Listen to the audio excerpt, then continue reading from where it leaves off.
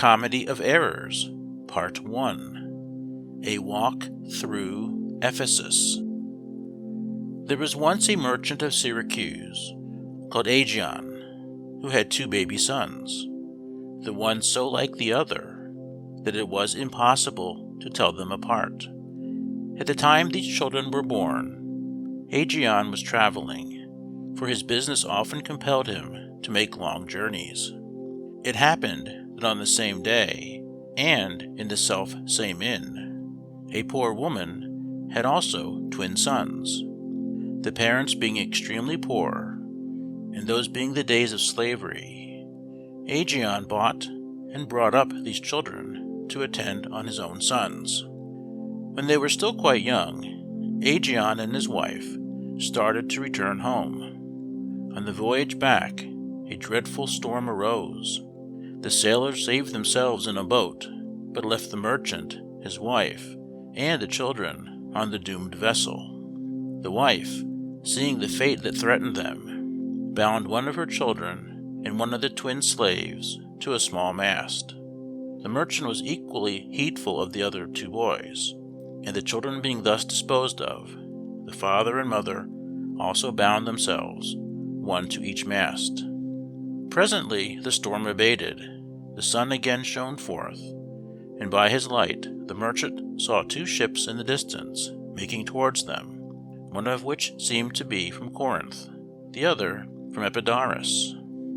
But before they could reach them, their own ship was driven violently against a huge rock and split in 2. Parents and children were tossed into the sea. The mother and the 2 elder boys were picked up by the fishermen of Corinth, and at length the merchant and the other 2 boys were rescued by the other ship. The latter would have pursued the fishermen and reft them of their prey, but that their ship was too slow of sail, so they had to pursue their way homeward. At 18 years of age, the youngest boy became inquisitive after his brother, and begged his father to let him go in quest of him, taking with him his attendant, who was in the like plight as himself. Aegeon, himself longing to behold once more the wife and son whom he had lost, at last gave a reluctant consent. So Antipholus of Syracuse and Dromio of Syracuse departed on their voyage of discovery. But time passed, and they did not return. At last Aegeon determined to go himself in search of them. 5 years he spent in the furthest Greece, roaming through the bounds of Asia, till at last, coasting homeward, he came to Ephesus, hopeless of finding the lost boys, yet loath to leave unsought either that or any place which harbored men. It happened at that time, owing to the enmity and discord between the towns of Ephesus and Syracuse, that it had been agreed in solemn synod by the citizens of both to admit no traffic with the adverse town.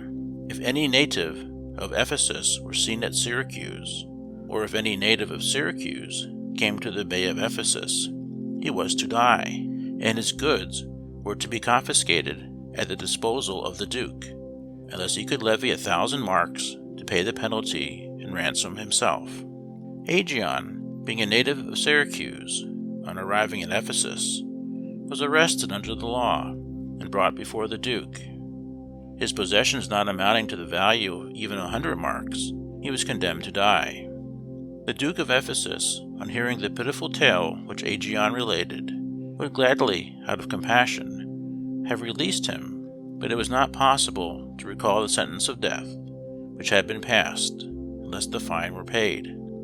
The Duke granted what favor lay in his power, and gave the merchant a day's grace, bidding him seek all the friends he had in Ephesus, and try to beg or borrow the sum required in order to save his life. Unknown to Aegeon, it happened that not only the son of whom he was in search, but also the other son whom he had lost years before, was at that time in Ephesus. The latter had been settled there for many years, and was married to a wife called Adriana. Both sons of the merchant were known by the same name, Antipholus, and both their slave attendants were called Dromio. The resemblance which had been so strong in the infancy of the 2 set of twins still continued, and after the arrival in Ephesus of Antipholus and Dromio from Syracuse, this resemblance was to lead to endless confusion. The news that a merchant of Syracuse had been arrested soon spread through the city. Antipholus, who had just arrived after a long journey, was warned by a friendly merchant, who, paying him a large sum of money which he had in keeping for him, counseled Antipholus not to let it be known he came from Syracuse. Antipholus dispatched his servant Dromio with the money back to the inn, the Centaur, where they were lodging, saying he would return there in an hour to dinner. In the meantime he intended to walk about and view the city, lamenting the while that he had not yet found the lost mother and brother of whom he was in search. Much to the surprise of Antipholus, he presently saw a man approaching, whom he took to be his servant Dromio. As a matter of fact, it was his servant's twin brother, who, for his part, mistook Antipholus for his own master. "What now? How chances it you are returned so soon?" demanded Antipholus of Syracuse. "Returned so soon? Rather reproach too late," retorted Dromio of Ephesus. "The capon burns, the pig falls from the spit, the clock hath struck 12. And he went on to say that his mistress was very angry because the dinner was getting cold, and his master had not returned. "Stop, sir," said Antipholus, checking his rapid flow of words.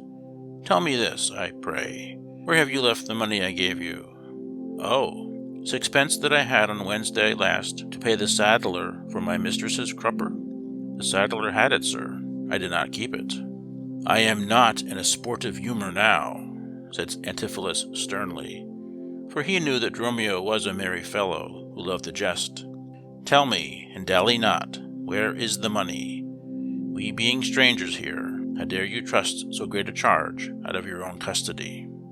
But Dromio persisted that Antipholus had given him no money, and kept on begging him to come home to his wife, who was waiting dinner for him at the Phoenix. Antipholus, at last quite losing his temper at what he imagined was his servant's impertinence, fell on him and began to beat him, whereupon Dromio took to his heels and disappeared. "Upon my life," thought Antipholus, "the villain has been overreached of all my money. They say this town is full of trickery, such as simple jugglers who deceive the eye, sorcerers and witches, disguised cheaters, prating mountebanks, and many such like sinners. If it prove so, I will the sooner be gone. I'll go to the Centaur to seek this slave. I greatly fear my money is not safe." Adriana, meanwhile, was greatly annoyed with her husband for not returning, and it was useless for her sister Luciana to counsel patience. When Dromio came back, and instead of bringing his master reported his strange behavior, Adriana became more incensed than ever. "Go back again, thou slave, and fetch him home," she commanded angrily. "Go back again, and be new beaten home?" said poor Dromio. "For heaven's sake, send some other messenger." "Hence, prating peasant, fetch thy master home," cried the irate lady, threatening to strike him. Dromio thought it discreet to obey, but he went off grumbling. "You spurn me hence, and he will spurn me hither. If I continue in this service, you must case me in leather." When the man had gone, Luciana rebuked her sister for her impatience, saying that probably her husband was kept by business. But Adriana would not be soothed. She was full of jealous anger, declaring that she stayed at home neglected, while her husband amused himself abroad with merry companions. He was certainly tired of her, and had found someone he liked better. "Self-harming jealousy! Fie! Beat it hence!" said Luciana, but Adriana paid no heed to her wise counsels, preferring to make herself unhappy with groundless jealousy. Antipholus of Syracuse, on reaching the Centaur Inn, found that his gold was perfectly safe, but he was still extremely annoyed with Dromio for his ill-timed jesting, and when the slave appeared, he asked him what he meant by behaving in such a fashion. Was he mad that he had answered him so madly? Dromio, of course, replied that he had never seen his master since he parted from him until that moment, and he further asked, what did his master mean by such a jest? Enraged by this apparent fresh impudence on the part of his slave, Antipholus began to beat him soundly. But both master and man were to be still further bewildered, for at this moment up came two ladies, one of whom addressed Antipholus as if he were her husband, and began to reproach him for his unkind behavior. "Ay, Antipholus, look strange and frown," she said. "Some other lady has your sweet expression. I am not Adriana, nor your wife. The time was once when you would vow that never word for music to your ear, that never object was pleasing to your eye, that never touch was welcome to your hand, that never meant was savory to your taste, unless I spake, or looked, or touched, or carved it to you. How comes it now, my husband? Oh, how comes it that you are thus estranged from yourself? Ah, do not tear yourself away from me." "Plead you to me, fair dame? I do not know you," answered the bewildered Antipholus. "I have only been in Ephesus 2 hours. I am as strange to your town as to your talk. I cannot understand one word of what you say." "Fie, brother, how the world is changed with you," said Luciana. "When were you wont to treat my sister thus? She sent a message by Dromio to tell you to come home to dinner." "By Dromio?" said Antipholus. "By me?" echoed Dromio, who of course was not the one she had sent. "By thee," retorted Adriana, and she repeated the answer her own servant had brought back. Antipholus began to think he must be dreaming, and had been married to Adriana in his sleep.